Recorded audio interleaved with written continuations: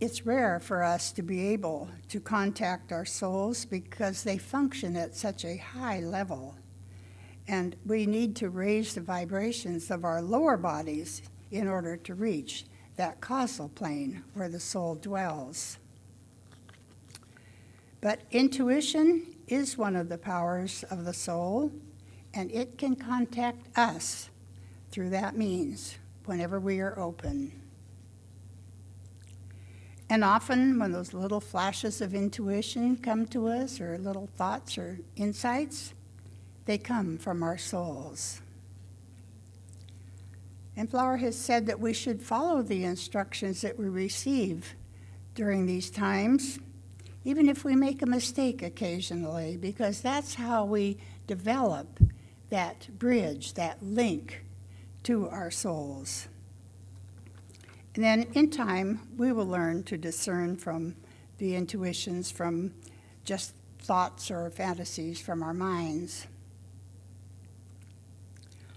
Intuition is the language of the soul, and that helps to link our consciousness to that great source of wisdom that dwells within us.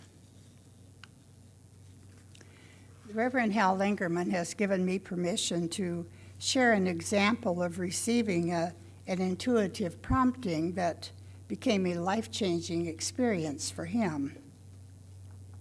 He was living on the East Coast, working in a ministry there, when he happened to see a book protruding from a bag that a Sunday school teacher was carrying.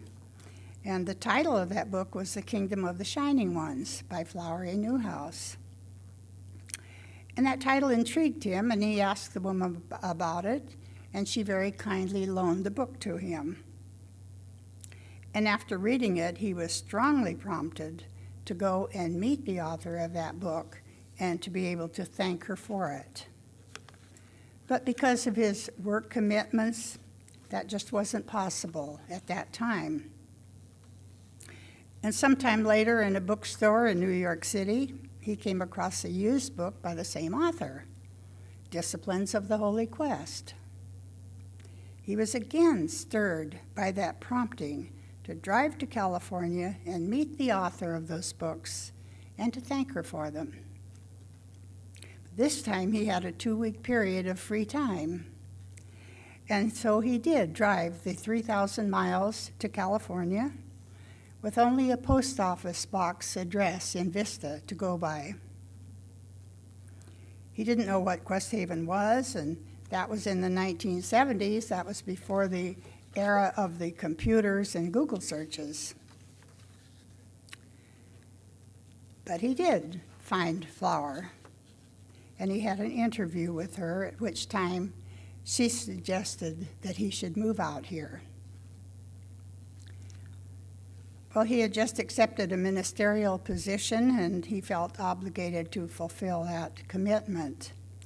So over 3 years passed before he could consider making a change. But there was another part of this story that certainly showed the hand of God working with him.